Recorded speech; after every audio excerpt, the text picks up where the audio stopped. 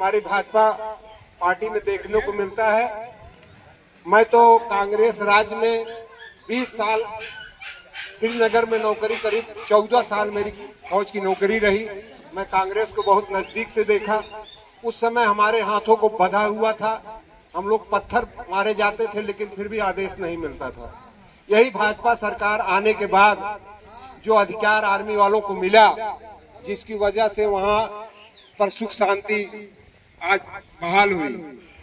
नमस्कार, स्वागत है हमारे चैनल जेपीएम न्यूज में। जनपद प्रतापगढ़ से जेपीएम न्यूज की अहम खबर। जनपद प्रतापगढ़ के पट्टी क्षेत्र के थाना आसपुर देवसरा के ग्राम सभा लाखीपुर में पहुंचे भाजपा प्रत्याशी संगम लाल गुप्ता के छोटे भाई दिनेश लाल गुप्ता। वीडियो के माध्यम से आप देख सकते हैं यहां पर कितना उम्दा भीड़ लगी हुई है। भाजपा कार्यकर्ताओं की भीड़ यहां लगी हुई है।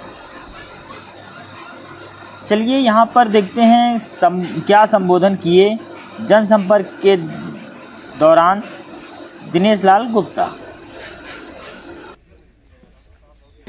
परम आदरणीय सांसद जी के छोटे भाई दिनेश जी हमारे आपके बीच में यहाँ उपस्थित समस्त जनता जनार्दन को मैं अपने हार्दिक दिल से स्वागत, अभिनंदन और वंदन करता हूँ।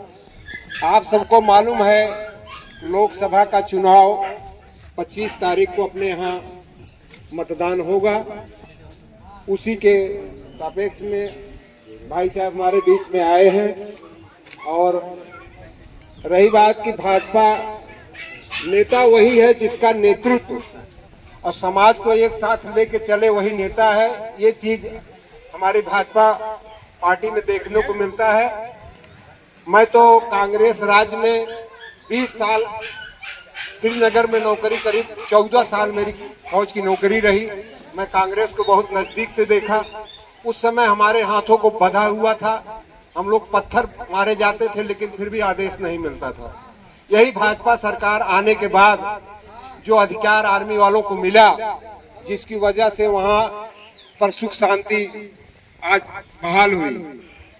तो हम यही कहेंगे कि जो चाहे किसान सम्मान निधि हो, चाहे आवास हो, चाहे शौचालय हो, जो भी कुछ मिला वो भाजपा सरकार में सभी को मिला। और हमारा हिंदुत्व खतरे में पड़ गया था, सनातन खतरे में था, लेकिन भाजपा आने के बाद हिंदुत्व जगा है, राष्ट्र प्रेम की भावना लोगों के अंदर जगी हुई है। तो भाई साहब हमारे आपके बीच में आए हैं। सबसे मेरा विनम्र निवेदन ये है कि पहले तो आप अपना वोट, जो घर का वोट है, इसको सुबह सबको निकालने की कोशिश करिए, क्योंकि हमारा वोट कम पड़ रहा है और परसेंटेज हम लोगों का डाउन जा रहा है। इसलिए आप लोग जो है वोट घर से सुबह निकालकर डलवाने की कोशिश करें। संक्षिप्त में मैं अपना यहाँ के लोगों को परिचय दे रहा हूँ। डॉक्टर इंद्रजीत पांडे जो जनता की सेवा कर रहे हैं, अनिल पांडे जो हमारे बूथ संयोजक हैं, और हमारे मनोज उपाध्याय भाई साहब बैठे हुए हैं, कृष्णदत्त उपाध्याय जो बूथ प्रभारी हैं, और ये रत्नाकर पांडे आप जान ही रहे हैं, आप टुकड़े बराबर मिलते रहते हैं, रत्नेश पांडे, अमित पांडे और महावीर प्रसाद पांडे, कालू शर्मा यार हमारे ननकौ भाई साहब बैठे हुए हैं, और हमारे बुजुर्ग पांडे जी बैठे हैं। तो इन लोगों को भाई साहब कुछ संबोधन करेंगे आप लोगों को। भाई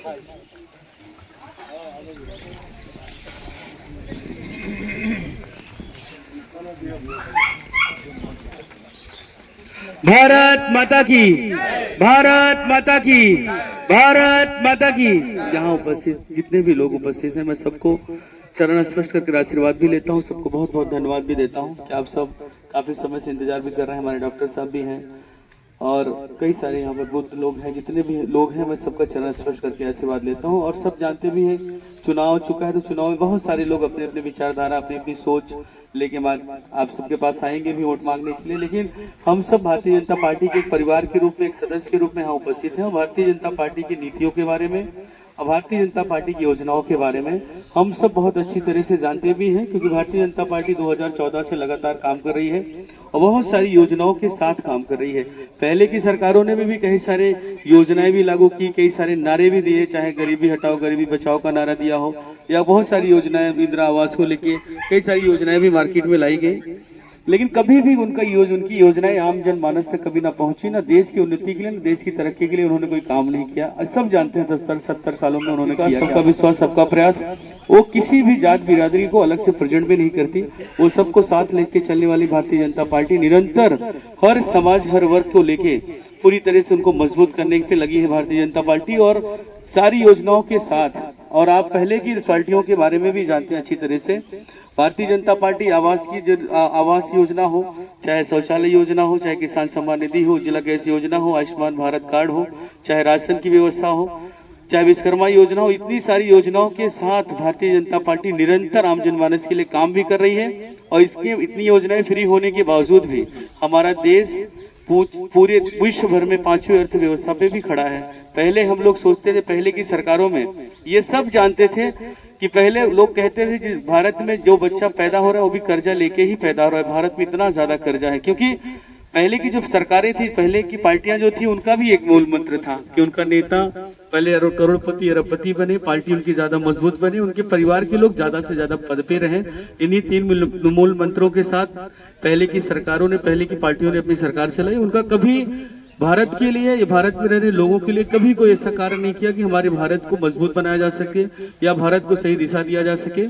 भारतीय जनता पार्टी की सरकार आने के बाद इतनी योजनाएं होने के बावजूद भी हम सब जानते हैं, कभी कभी भारतीय जनता पार्टी के जितनी भी योजनाएं हैं, लोग कभी गली चौराहे मोहल्ले पे भी लोग खड़े होते हैं, लेकिन कभी ऐसा कोई सरकार के प्रति कोई उंगली नहीं उठा पाता या जवाब नहीं दे पाता, क्योंकि सरकार बहुत अच्छा काम कर रही है, प्रधानमंत्री जी भी बहुत अच्छा काम कर रहे हैं। तो विपक्ष के पास कोई मुद्दा नहीं होता, तो हमारे बीच में हर ग्राम सभा में, चौराहे पे या चाय की दुकानों पे लोग कभी कभी अपने लोकल नेताओं के बारे में टिप्पणी 100% करते हैं, और हम उसी में कहीं ना कहीं कंफ्यूज भी होते हैं। लोग कहते हैं कि ठीक है, सरकार भारतीय जनता पार्टी की सरकार काम कर रही है और प्रधानमंत्री नरेंद्र मोदी भी काम कर रहे हैं, पर सांसद जी 5 सालों में क्या किया है जो हमें वोट देना चाहिए। तो हम आपको सांसद जी के बारे में बता दें कि भारतीय जनता पार्टी ने उनके ऊपर भरोसा 2019 में जताया था। आपके आशीर्वाद से, आपके मत से वो सांसद भी बने। सांसद बनने के बाद हमें लगता है 2 या 3 महीने के अंदर ही कोरोना जैसी महामारी पूरे विश्व में आई, और हमारे देश के साथ साथ बहुत सारे लोग, हमारे प्रतापगढ़ के लोग ज्यादातर मुंबई जैसे शहर में रहते हैं,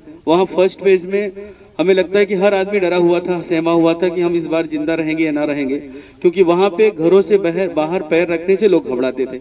उस समय भी सांसद जी मुंबई में थे, कुर्ला से लेके महेंद्र से लेके थाने से लेके कांदीवली बोरीवली सारी जगह से पीयूष गोयल साहब उस समय रेल मंत्री थे। सांसद जी ने 17 ट्रेनें अलग अलग स्टेशनों से बाहर निकल के हर स्टेशनों पे खड़े होके पूरे अपने प्रतापगढ़ के परिवार के लोगों को सुरक्षित ट्रेन से भी भिजवाया था। पहले जो आज नेता गली मोहल्ले में जो पार्टियां विपक्ष की घूम रही हैं, ये लोग कोविड के समय बाहर निकलते भी नहीं थे, कभी देखने के लिए नहीं, झांकने के लिए तक नहीं आए। और उस समय बहुत सारे जिलों में लोग पैदल गए, प्लान करके गए, रोड पे चल के गए, लॉरियों में आए, टेम्पुओं में आए, बड़ी परेशानी से बाकी के जिले में लोग गए हैं। लेकिन उसके बाद भी 2019, 2020, 2021 तक लगातार कोरोना होने के बावजूद भी आपके जिले में 52 किलोमीटर का चिरकुट्टी से लेकर लालगंज तक 52 किलोमीटर का बाईपास बन रहा है, जो 1400 करोड़ रुपए का बन रहा है, जिसके बनने से कम से कम 200 से 250 ग्राम सभा लाभान्वित होगी। प्लस हमारी ये रोड बनने के बाद बहुत सारे बिजनेसमैन हमारे यहाँ जिले में बिजनेस करने के लिए भी रुक करेंगे, क्योंकि रोड की व्यवस्था जब अच्छी होती है तो हर बिजनेसमैन चाहता है हम उसी जिले में बिजनेस करें। आपके यहाँ रिंग रोड बन रही है, जो शनिदेव धाम से बाराही देवी धाम होते हुए बेलखंडनाथ धाम होते हुए एक रिंग रोड बन रही है, जो आसपास के जिले में भी नहीं है। और उस रिंग रोड के बनने से सबसे बड़ा फायदा यह है कि हम किसी भी जिले में कम समय में, चाहे प्रयागराज हो, चाहे बनारस हो, चाहे अयोध्या हो, चाहे लखनऊ हो, कम समय में उस रिंग रोड से किसी भी जिले में जा सकते हैं। और उस रिंग रोड के बनने का सबसे बड़ा फायदा यह है कि कोई भी बड़ी फैक्ट्री, कोई भी बिजनेसमैन बड़ा सा बड़ा, वो ज्यादा से ज्यादा हमारे जिले में रुक करेगा अपनी कंपनी और फैक्ट्री डालने के लिए, क्योंकि हर बिजनेसमैन चाहता है कि उसी जिले में हम बिजनेस डालें जहां रोड की व्यवस्था हो अच्छी और कम समय में हम अपना काम कर सके। आपके यहाँ देखिए घंटाघर से लेके भगवा चुंगी से लेके कुसमी फटकी तक बड़ा जाम रहता है, कभी कभी हम 1 घंटे का काम पूरा दिन भर करते हैं। आज कुसमी फटकी पे ओवर ब्रिज बन रहा है, कुसमी फटकी से लेके बेल्हा माई तक डिवाइडर, डबल सीसी रोड बन रही है, डिवाइडर डाल के जैसे प्रयागराज में बना हुआ है। और भगवा चुंगी को ओवर ब्रिज बन रहा है, बेल्हा माई पे एक नया पुल बन रहा है। और हम सब जानते हैं 22 किलोमीटर का एक बाईपास गोड़े से लेकर राजगढ़ तक बन रहा है, जो बन के तैयार भी आने वाले समय में स्टार्ट होने वाला 2-4-6 महीने में ही। और एटीएल फैक्ट्री के बारे में सब जानते हैं। एटीएल फैक्ट्री 25 साल पहले मुलायम सरकार ने इसे बंद करा दी थी। उस समय जब एटीएल फैक्ट्री बंद हुआ था तो हमारे यहाँ बेरोजगारी बढ़ी, एक तरीके से हमारे यहाँ लोग ज्यादातर बेरोजगार हुए और ज्यादातर बंबई, दिल्ली, कलकत्ता लोग जाने के लिए मजबूर हुए। और उस समय जो एम्प्लॉय काम कर रहे थे उनका 80 से 90 करोड़ रुपया बकाया था। जो संघर्ष कर रहे थे, हाईकोर्ट में केस लड़ रहे थे अपने पैसे के लिए, क्योंकि उन्होंने अपनी मेहनत की कमाई के सरकार से केस लड़ रहे थे, हमारा पैसा दिया जाए। सांसद जी ने उसका निस्तारण करा, 80 से 90 करोड़ रुपया उनका दिलाया। उसके बाद सरकार की जमीन सरकार के हवाले की। सरकार ने अभी टाटा वालों से एग्रीमेंट किया है, जिसमें आने वाले समय में एक इंडस्ट्रियल पार्क बनने जा रहा है बहुत बड़ा, जिसमें 20 से 25 हजार युवाओं को नौकरी भी लगेगी, प्लस उसमें रोजगार बढ़ेगा। क्योंकि हमारे यहाँ फैक्ट्री कंपनी जब लगेगी तो रियल सी बात है कि छोटे मोटे बिजनेस हमारे बढ़ेंगे। बहुत सारी ऐसी समस्याएं थी जो हमारा प्रतापगढ़ उससे जूझ रहा था। और आज हमारे यहाँ केंद्रीय विद्यालय नहीं था। केंद्रीय विद्यालय न होने के कारण हम अपने बच्चों को कभी भी केंद्रीय विद्यालय में पढ़ा नहीं पाते थे। प्रतापगढ़ प्रयागराज में, झलवा में होने के बावजूद भी, सुल्तानपुर होने के बावजूद भी हमारे बच्चों का कभी एडमिशन नहीं होता था, ये कह के कि प्रतापगढ़ वालों का कोटा नहीं है। सांसद जी ने गृह मंत्रालय से, रक्षा मंत्रालय से उसकी भी स्वीकृति कराई। आने वाले समय में 1 सालों के अंदर हमारा खुद का केंद्रीय विद्यालय होगा। अब आसपास के जिले में, चाहे प्रयागराज हो चाहे अयोध्या हो, दोनों जगह एयरपोर्ट होने के बावजूद भी, रामलला की स्थापना होने के बाद विश्व से लोग राम का दर्शन करने आते हैं। लेकिन आज 6-6 महीने की वेटिंग हर एयरपोर्टों पे है, ज्यादातर जो विदेश से आने वाले लोग हैं। और हम लोग, हमारे यहाँ पृथ्वीगंज हवाई अड्डा बहुत पुराना था, जो सेना का था, जो सेना अपनी इमरजेंसी के लिए प्रतापगढ़ में कोई आपदा विपदा आती है उसके लिए लैंडिंग करके हमारी सुरक्षा सुनिश्चित कराने के लिए बनाई गई थी। उसके लिए भी सांसद जी ने, गृह मंत्रालय ने रक्षा मंत्रालय से डिस्कस करके कि भाई हमारे आसपास की जगह पे एयरपोर्ट होने के बावजूद भी हमारे बाहर से आने वाले जो पर्यटक हैं, जो प्रयागराज या अयोध्या में आना चाहते हैं, उनके लिए भी दिक्कत हो रही है, प्लस हमारे प्रतापगढ़ वालों के लिए। दोनों जिलों के बीच में हमारा प्रतापगढ़ है, इसलिए उस हवाई अड्डे को एयरपोर्ट में तब्दील किया जाए, जिससे आने वाले समय में 2-2.5 सालों के अंदर हमारे यहाँ खुद का एयरपोर्ट हो, जिससे कि अगर प्रयागराज से अयोध्या कोई दर्शन करने के लिए पर्यटक आता है तो यहाँ लैंडिंग करे तो बाई रूट 60 किलोमीटर अयोध्या और 50 किलोमीटर आपके प्रयागराज जा सकता है। तो बहुत सारी 6,500 करोड़ रुपए का निवेश भारतीय जनता पार्टी की सरकार से और सांसद जी के प्रयासों से यहाँ चल रहा है, जो आने वाले 1-6 महीने साल भर में दिखेगा। क्योंकि हम अपना घर भी बनाते हैं तो हमें लगता है महीना लग जाता है छत पड़ने के लिए, जब तक छत नहीं पड़ती तब तक हमें ये महसूस नहीं होता कि हमारा घर बन चुका है। उसी प्रकार 6,500 करोड़ के जो निवेश भारतीय जनता पार्टी की सरकार से और सांसद जी के प्रयासों से प्रतापगढ़ में चल रहा है, वो आने वाले 1 सालों में दिखेगा। और हम सब जानते हैं कि समय के साथ आज हम लोग धर्म को लेके भी, सनातन धर्म को, अयोध्या में राम की स्थापना के लिए 500 सालों तक लगातार हम लोग संघर्ष करते रहे। और हमारे जितने भी पूर्वज थे सबने अपने आंखों में ये सपने बिठा के ही रखा था कि हमने राम का दर्शन करेंगे तभी हम यहाँ से विदा लेंगे, लेकिन ऐसा हुआ नहीं, क्योंकि इसके पहले की सरकारों ने ऐसा करना नहीं दिया। कार सेवक बन के हर किसी बिरादरी के लोग जो सनातन धर्म से बिलोंग करते हैं, जो राम से प्यार था, जिसको राम से लगाव था, हर आदमी अयोध्या में कार सेवक बन के भी गया। मुलायम सरकार ने उनके ऊपर गोलियां चलवाई, इतना गोलियों से उन्हें बुझवाया, यहाँ तक कि बोरे में भर के सरजू में भी डुबाया, क्योंकि लोगों को पता ना चले, पूरे देशवासियों को, कि उस समय जितने लोगों को मारा गया था उसे गिनती ना हो सके, इसलिए उन्होंने बोरे में भरवा के सरजू में भी डुबाया। और सही यहाँ तक कि जितने भी सनातनी बचे थे उनको डरा के, धमका के भेजा गया कि अगर राम की स्थापना अयोध्या में अगर होती है तो आने वाले समय में पूरे देश भर में खून की नदियां बहेंगी।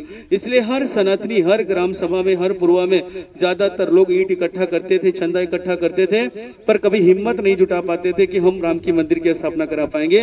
लेकिन 2014 के बाद भारतीय जनता पार्टी की सरकार बनी, प्रधानमंत्री नरेंद्र मोदी प्रधानमंत्री बने और योगी आदित्यनाथ 2017 में मुख्यमंत्री बने। आज देखिए उसकी पहल की गई, एक भव्य मंदिर बनके तैयार भी हुआ, राम का हम दर्शन भी करने जा रहे हैं। पूरे देश में अमन चैन है, कहीं झगड़ा लड़ाई नहीं, कहीं खून खराबा नहीं हुआ, क्योंकि इसके जो पहले की जो पार्टियां थी उनकी आत्मा में कभी सनातन धर्म था नहीं, उनके दिल और दिमाग में कभी राम नहीं थे, इसलिए उन्होंने राम का काम कराया नहीं। उनका तो ये षड्यंत्र रहा है कि आने वाले 10-20 सालों तक अगर रह जाते तो शायद सनातन धर्म को हिंदुस्तान से खत्म कर देते। लेकिन 2014 के बाद से सनातन धर्म का एक नया उदय हुआ और लगातार आज देश में, अयोध्या में तो राम मंदिर बना ही बना, पर अयोध्या, दुबई जैसे कंट्री में भी राम मंदिर बना। राम की गूंज आज हिंदुस्तान में नहीं विदेशों में भी हो रही है। ये भारतीय जनता पार्टी की देन है, प्रधानमंत्री नरेंद्र मोदी की देन है कि आज हमारे बच्चों में, हमारे युवाओं में ज्यादातर क्रेज सनातन धर्म के साथ लगाव रखने का सबसे बड़ा ये है कि देश के प्रधानमंत्री जब हमारे यहाँ गंगा में डुबकी लगाने के लिए आते हैं, सरजू में डुबकी लगाने के लिए आते हैं, काशी विश्वनाथ में रुद्राभिषेक करने जाते हैं, अयोध्या में जाके प्राण प्रतिष्ठा कराते हैं। तो हम सब के अंदर एक नई ऊर्जा जागृत होती है कि हम भी अपने धर्म के प्रति ईमानदार रहें, अपने धर्म को ज्यादा से ज्यादा हम अपना के उसके साथ चलें। इसलिए आज पूरे देश में नहीं पूरे विश्व में सनातन धर्म का डंका बज रहा है। हर गली मोहल्ले चौराहे में हनुमान चालीसा और रामायण और भागवत हो रहा है। ये भारतीय जनता पार्टी की देन है, माननीय प्रधानमंत्री नरेंद्र मोदी की देन है, क्योंकि इसके पहले की भी सरकारों को हमने देखा है। ऐसी कोई भी पार्लियामेंट नहीं रही हो जब देखे हो कि पार्लियामेंट में या संसद भवन में कभी पूजा पाठ हुआ रहा हो, या कोई भी अधिकारी के ऑफिस में जाके अगर कोई चंदन लगा के भी जाता था तो उसे भी बाहर निकाल के ही जाना पड़ता था कि चंदन पोंछ के ही जाना है अंदर। तो पहले की सरकारों ने सनातन धर्म का एक तरीके से पूरी तरह से विरोध भी किया, उसे खत्म करने का षड्यंत्र भी रचा। आज भारतीय जनता पार्टी एक पार्टी नहीं, हमारी आत्मा है। लोग कहते हैं कि भारतीय जनता पार्टी एक राजनीतिक पार्टी, हम कहते हैं राजनीतिक पार्टी के साथ साथ हमारी आत्मा है, जो हमारे सनातन धर्म को बढ़ावा देने के लिए, हमारी संस्कृति को, विरासत को रिटर्न करने के लिए, हमारे देश में एक नई ऊर्जा और नई दिशा देने के लिए भारतीय जनता पार्टी लगातार अग्रसर है, जिसमें हमारा देश विश्व गुरु बनने जा रहा है, हमारा देश वापस से सोने की चिड़िया बनने जा रहा है। लोग कहते हैं नामों में रखा क्या है। हम लोगों ने जब बेला देवी प्रतापगढ़ स्टेशन का नाम बदला गया, चंदिका देवी नंतू का स्टेशन का नाम बदला गया, और आज देखिए शनिदेव धाम का नाम का स्टेशन का नाम बदला गया, भाराई देवी का बदला गया, तो लोगों ने ये कहा कि संसद जी नाम बदल के कौन सा विकास कर रहे हैं। हम ये कहते हैं कि नाम मुगलों ने 1500 सालों तक, मुगल सराय हो, फैजाबाद हो, इलाहाबाद हो, मतलब इन नामों को हम लेते लेते 1500 सालों तक यही इनकी विरासत को ही याद करते रहे। और हमारी विरासत को छीनने के बाद अगर हमारा समय अगर बदला, अगर अपनी विरासत को हमने रिटर्न नहीं लिया, तो आने वाली पीढ़ियां भी इन्हीं का नाम लेती रहेंगी। नाम में बहुत कुछ रखा है, हमारे पूर्वजों का नाम लेके नाती पोते तक जीते हैं, हमारे धर्म का नाम और धर्म का विरासत लेके पूरी जीवन आदमी जीता है, कई सदियों तक जीता है। नाम में बहुत कुछ रखा है। आज प्रतापगढ़ में अगर बेला देवी का नाम जुड़ा तो बेला देवी का नाम केवल हिंदू नहीं लेगा, हमने मुगल सराय, इलाहाबाद वर्षों तक नाम लिया है। आज उनको भी अगर हमारे स्टेशन पे उतरे तो अपने खाला को फोन करें तो ये कहें कि बेला देवी स्टेशन पे हम खड़े हैं, क्योंकि हमारा मकसद है कि समय के साथ अगर हम नहीं चलेंगे, समय के भाव में नहीं चलेंगे, तो हमारा देश सदियों तक गुलाम रहा है और हम सब अच्छी तरह से जानते हैं। आज भी अगर दिल्ली में खड़े होके जाइए, देखिए, तो ये महसूस कभी नहीं होगा कि हम हिंदुस्तान में खड़े हैं, हमको लगता है इस्लामाबाद में है। हर रोड का नाम हुमायूं है, अकबर है, फलाना है, ठिकाना, एक भी ऐसा रोड नहीं है जो हमारी संस्कृति से बिलोंग करता हो। सारे रोडों का नाम पहले जैसे जितने मुगलों ने थे उन मुगलों के नाम पे है। इसलिए हमें चाहिए कि हमारी विरासत जब तक हमें रिटर्न नहीं होगी, फैजाबाद करके हमें ना ये महसूस होता है कि अयोध्या में राम की नगरी में पहुंचे हैं, ना इलाहाबाद को देख के महसूस होता था नाम लेके कि हम प्रयागराज संगम में पहुंचे हैं। इसी तरीके जब तक हमारी विरासत फील नहीं कराती तब तक हमें महसूस नहीं होता हमारा विरासत। इसलिए नामों में बहुत कुछ रखा है। अगर 30 लाख हिंदू अगर प्रतापगढ़ के नाम लें तो हम कह रहे हैं 10 करोड़ लोग, पूरी दुनिया ले, पूरा देश ले, जो भी यहाँ पे उतरे वो बेला देवी का नाम ले। हम कह रहे क्यों नहीं लेगा, लेकिन इसीलिए क्योंकि नामों के प्रति आज आदमी सोचता है कि हमारे घरों की चीजें नहीं देखने आया कोई, हमारे घरों में कोई मिलने के लिए नहीं आया। हम कह रहे जब हमारी विरासत खत्म हो गई थी, विरासत के नाम खत्म हो गए थे, अगर भारतीय जनता पार्टी अगर हमारी विरासत रिटर्न कर रही है, हमारे देश में हिंदू सनातन धर्म को आगे बढ़ा रही है, तो ये कारणों के साथ हमें आगे भी बढ़ना चाहिए, क्योंकि हमारी विरासत ही हमारी पहचान है, हमारी संस्कृति हमारी पहचान है। और सनातन धर्म एक ऐसा धर्म है जो अजर अमर है, इसको न कोई खत्म कर पाया है, न कोई खत्म कर पाएगा। इसलिए हम सबका भी दायित्व बनता है कि भारतीय जनता पार्टी के साथ मजबूती के साथ खड़े रहें, क्योंकि आज ऐसे एक महापुरुष है दो कि योगी आदित्यनाथ और प्रधानमंत्री नरेंद्र मोदी के नेतृत्व में हमारा देश चल रहा है। विकसित देश के साथ साथ हमारे धर्म का बढ़ावा, हमारे सनातन धर्म का बढ़ावे के साथ साथ हमारी संस्कृति का विरासत रिटर्न देने का काम, और भारत को विश्व गुरु बनाने के लिए भारत को विश्व गुरु बनाने के लिए लगातार अग्रसर है। इसलिए भी हमें भारतीय जनता पार्टी के साथ खड़े रहना है। किसी भी जात बिरादरी के नामों से या किसी के बहलाने फुसलाने से या किसी के कहने से हमें नहीं फर्क पड़ना चाहिए। हमारे लिए एक लक्ष्य होना चाहिए कि हमें भारतीय जनता पार्टी के साथ मजबूती के साथ खड़े रहें, जिससे आने वाली पीढ़ियां जब ये सवाल करेंगे आने वाले इस वर्षों में, तो लोगों को ये लगना चाहिए कि अगर नरेंद्र मोदी सनातन धर्म को बढ़ाने का काम कर रहे थे, हमारी विरासत को रिटर्न करने के लिए काम कर रहे थे, तो आप कर क्या रहे थे, तो हम उसका जवाब दे सकें कि जब नरेंद्र मोदी योगी आदित्यनाथ सनातन धर्म का हमारी विरासत को रिटर्न करने का काम कर रहे थे, तो हम कमल का बटन घर पे बैठ के दबा रहे थे। कमल की बटन दबाने से ही हमारी विरासत, हमारी संस्कृति बच सकती है। इसलिए हमें भी आगे बढ़ के आगे काम करना चाहिए। और सब प्रबुद्ध जन को पता है कि इसके पहले जब मुगलों ने सारे वेदों को जलाया, अगर कंठस्थ नहीं किए होते तो शायद आज वेद नहीं होते। वही आज भी फर्क है कि अगर योगी और मोदी अगर नहीं रहेंगे तो आने वाले समय में हमारी संस्कृति, हमारी विरासत हमें कोई रिटर्न नहीं दे सकता। हमें राजनीति नहीं, हमें अपनी विरासत के साथ, अपनी संस्कृति के साथ, हमारे सनातन धर्म के साथ मजबूती के साथ खड़े रहने की जरूरत है कि आने वाले समय में हमारा भारत 2047 तक विश्व गुरु भी बन सके और हमारा धर्म आज हिंदुस्तान ही नहीं पूरे विश्व में भी सनातन धर्म की पूजा हो, सनातन धर्म की मान्यता हो। हर देश में आज आने वाले समय में लोग हमारे सनातन धर्म का डंका बजे। इसी विश्वास के साथ भारतीय जनता पार्टी के साथ हमें मजबूती के साथ खड़े रहना है।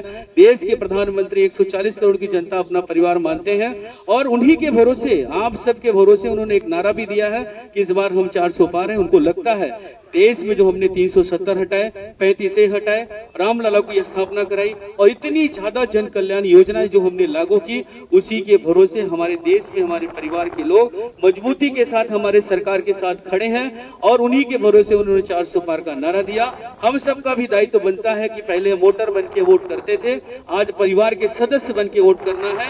इसलिए अपने जितने भी जानने वाले हो, जितने भी रिश्तेदार नातेदार हो, जितने आस पड़ोस के लोग हों जो भारतीय जनता पार्टी की नीतियों से, उसकी योजनाओं से अवगत नहीं है अगर, तो उन्हें समझाने की जरूरत है और ज्यादा से ज्यादा भारतीय जनता पार्टी के कमल निशान पे वोट कराने की जरूरत है कि जिससे आने वाले समय में भारतीय जनता पार्टी की तीसरी बार सरकार बन सके और नरेंद्र मोदी प्रधानमंत्री तीसरी बार प्रधानमंत्री बन सके। और संसद भवन में जब वो खड़े हों शपथ लेने के लिए, तो 400 सांसद जब वहां पे खड़े हों तो प्रतापगढ़ का भी एक सांसद उसमें दिखते रहना चाहिए। इसी संकल्प के साथ भारतीय जनता पार्टी को कमल निशान पे ज्यादा से ज्यादा वोट करने की जरूरत है, जिससे आने वाले समय में भारतीय जनता पार्टी की सरकार बने और जितनी जन कल्याण योजनाएं हैं वो सुचारू रूप से चले। और हम सब जिंदाबाद, सांसद संगमलाल गुप्ता जिंदाबाद, जय श्री राम। हम सब भी अपने सनातन धर्म, अपने देश को तरक्की पे देखते लिए सहभागिता सुनिश्चित कराएं, इसे हमें गर्वान्वित होगा। इसलिए हम सब से निवेदन करने के लिए आए हाथ जोड़ के कि आप सब किसी के कहने पर, किसी के बताने पर, बहुत तरह की गली मोहल्ले में लोग बात करते हैं, लेकिन आप सब बगैर किसी कहे सुने पे आप सब भारतीय जनता पार्टी के साथ खड़े रहिए। भारतीय जनता पार्टी के कमल निशान पे ज्यादा से ज्यादा वोट कराइए, जिससे आने वाले समय में भारतीय जनता पार्टी की सरकार बन सके। इन्हीं बातों के साथ जितने भी लोग वहाँ पर उपस्थित हैं सब कचरा स्पष्ट करके वापस से मैं आशीर्वाद लेता हूँ। जय हिंद, जय भारत। आप लोग वीडियो के माध्यम से देख सकते हैं, यहाँ पर दिनेश लाल गुप्ता गमछा वितरित कर लोग कार्यकर्ताओं को किए सम्मानित एवं लोगों से बातचीत किए, लोगों की सुने सुख दुख। अभी हम इनसे बात करेंगे और जानेंगे इनके चुनावी रणनीतियों के बारे में। चलिए हम बात करते हैं दिनेश लाल गुप्ता से। आप एक चीज़ बताइए, जो है भाजपा से क्षत्रिय समाज क्यों परेशान है, यहाँ से जो है नाराजगी क्यों जता रहे हैं यहाँ के लोग आपके प्रतापगढ़ के पट्टी क्षेत्र से? नहीं, लेकिन ऐसा नहीं है। भारतीय जनता पार्टी से सारे जितने भी परिवार के लोकसभा के हमारे लोग हैं और जितने भी सनातनी हैं, एक तरीके से कोई नाराज़ नहीं है। और दूसरी बात, ये विपक्ष अपना ठंडा अपनाने की कोशिश करता है, क्योंकि हम सब जानते हैं कि भारतीय जनता पार्टी निरंतर हर समाज के लिए काम भी कर रही है और हर समाज को इज्जत देती है। और खासकर हम लोग तो हर किसी को उनका मान सम्मान, उनके साथ इज्जत करना हमारा एक खुद का भी दायित्व है। हम लोग उसके कभी पीछे भी नहीं हटते, लेकिन ऐसा एक माहौल बनाने की कोशिश कर रहे हैं, लेकिन ऐसा है नहीं, क्योंकि भारतीय जनता पार्टी। एक चीज़ ये बताइए, जैसे कि रानीगंज में भी हमको जो है कुछ दिखा कि वहाँ के ब्राह्मण समाज जो है भाजपा से जो है कुछ नाराज दिख रहे हैं, जो कि सपा का समर्थन कर रहे हैं। ऐसा कुछ नहीं है। जो भी सनातनी है, लोगों ने अपनी अपनी तरीके से अफवाह फैलाई और हम ये सब जानते भी हैं। भाई आज भारतीय जनता पार्टी केवल 20% लोगों से नहीं लड़ रही है, 50% लोगों से लड़ रही है। जो राम को नहीं मानते, जो सनातन धर्म को नहीं मानते, हिंदू होके भी वो कहीं ना कहीं मुस्लिम है, वो लोग को मिला के 50% से भाजपा डायरेक्ट 50-50 पे लड़ाई है। इसलिए बहुत सारे लोग इस तरीके के मुद्दा उठाते हैं। जो राम के नहीं है वो हमारे हो नहीं सकते। सांसद संगमलाल क्योंकि गुप्ता राम का जिंदाबाद, योगी मोदी जिंदाबाद। एक चीज आप और बताइए, जैसे कि अभी जो है चुनाव, लोकसभा चुनाव तो आ रहा है आपका 25-26 को जो है चुनाव 25 वोटिंग होने वाली है। उसके बाद आपका क्या एजेंडा है? यहाँ आपके कार्यकर्ता भी पिछली बार की तरह जो है इस बार जो है निकल के बाहर नहीं आ रहे हैं, बाहर कोई प्रचार प्रसार नहीं कर रहा है, आखिर क्यों? ऐसा क्या वजह है? नहीं, ऐसा नहीं है। पूरी तरह से भाजपा के सारे कार्यकर्ता लगातार 5 साल तक प्रचार करते रहते हैं और सबको पता भी है, और सब सनातनी हैं और जो क्षत्रिय हैं वो जानते हैं कि राम के वंशज हैं और राम के आने के बाद और राममय है। तो कहने के हथकंडे अपनाने के लोग हैं, हर घरों में जानते हैं, हर घरों में विभीषण होता है, हर घरों की बात है, लेकिन ऐसा नहीं है। सारा परिवार, सारा कुनबा एक जैसा ही है और सब एक नज़रिए से देख रहे हैं। विपक्ष अपने अपने तरीके से लोगों को बहलाने की, फुसलाने की कोशिश कर रहा है, लेकिन सब के सब राम के लिए 500 सालों तक तरसे थे और आज राम को लाए हैं, तो उनको सबको लाना है, वो क्लियर है, वो किसी की बात को मतलब नहीं। अब की बार 400 पार। लाखोपुर से निकलकर पहुंचे गौरा माफी दिनेश लाल गुप्ता तमाम भाजपा कार्यकर्ताओं के साथ बजरंग दल से रवसेन सिंह से किए मुलाकात। मौके पर जिला सह संयोजक बजरंग दल विकास सिंह रहे मौजूद। ऐसी खबरों के लिए हमारे चैनल जेपीएम न्यूज़ को सब्सक्राइब कर लें ताकि हर अपडेट आप तक पहुंचती रहे। फिर हाजिर होंगे नए खबर के साथ, तब तक के लिए नमस्कार।